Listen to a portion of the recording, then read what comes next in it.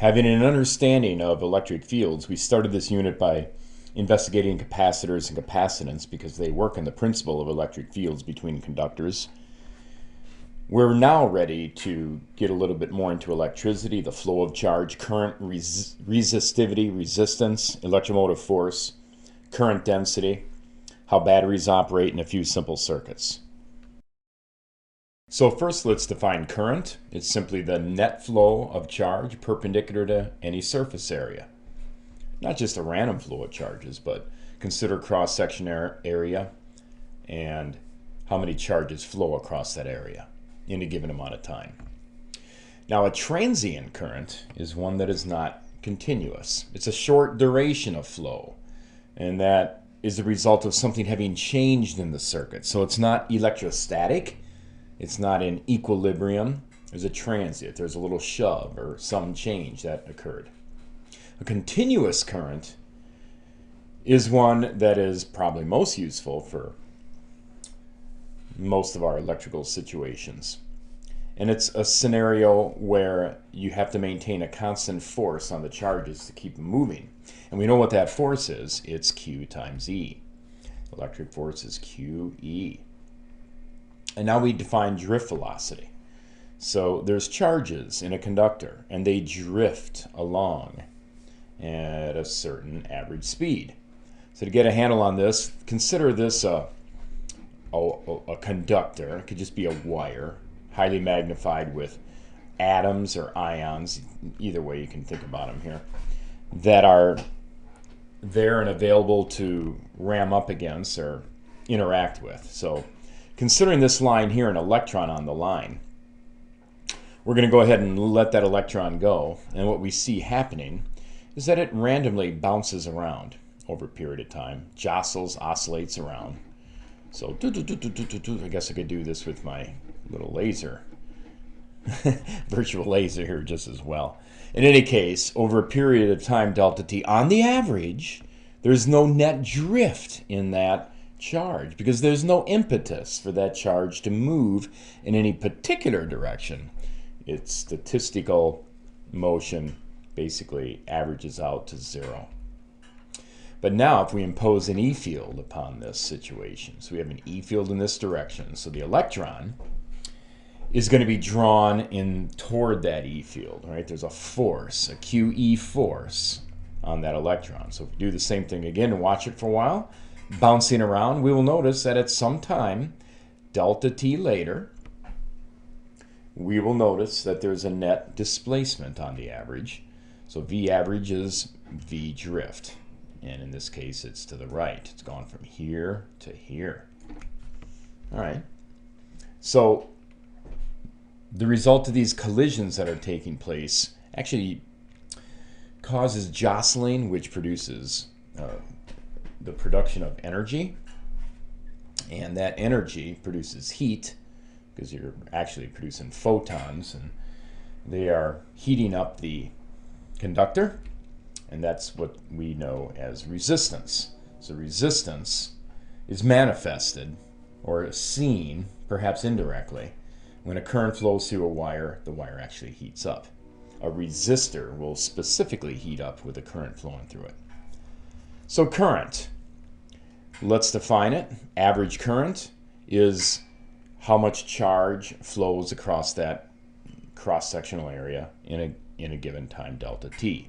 So it's dq dt, the rate at which charge flows, and the unit is coulombs per second. And that has got a special name, and it's called the ampere, or just amps for short. It's a scalar quantity and a very fundamental physical quantity in electricity.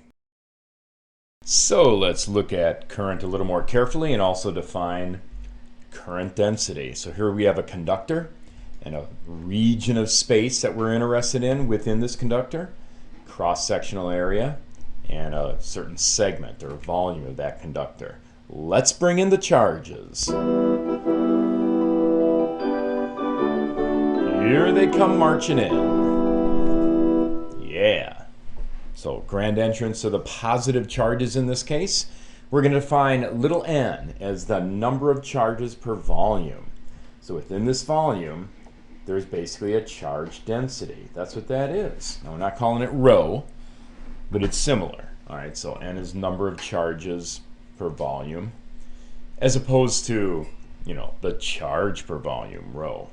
So I'm not saying coulombs per cubic meter, but number of charges per cubic meter. And these charges pass through this cross-sectional area over here, which has something to do with how fast they're moving, or the drift velocity. So that determines how much time it takes for them to move through. So here's the length of that region of space, and it's drift velocity times time. So the volume is drift velocity times time, this width times the cross-sectional area A. Current then is delta Q over delta T. Delta Q is how much the current, or how much the charge has changed, basically moving all these charges through this region. The size of the charge, each one of these, times the number of charges per volume times the volume. That gives you a number of charges times the charge, which is Q over delta T. Well, volume is drift velocity times time times cross-sectional area. So we see it's time independent, and we get a definition of current, NQVDA. Makes sense because the current is proportional to the density of the charges times how much each charge is, times how fast they're moving, times the cross-sectional area. When we define current density, it'll pop out of that latest result real easy, because current density J, not impulse, is current per area. Current per area. And the current has to do with how many charges there are in here and how fast they're moving. So NQVDA over A. And the A's go away, and we have that the current density is NQVD. So the density of current in a conductor is the density, essentially, the spatial or volume density of the charges times how much charge each one is. And the faster those charges are moving, the greater the density of current flowing through the cross-sectional area. Now, if the Q's are positive, the current density is in the same direction as the drift velocity.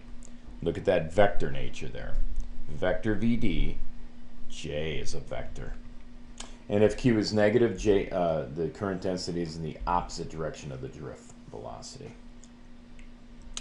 And so current is not the vector. It's the current density that's the vector, as it's associated with the drift velocity.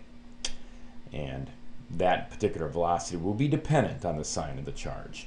Keeping in mind that the direction of electric current is defined to be the direction that positive charges move, or at least attempt to move in a conductor.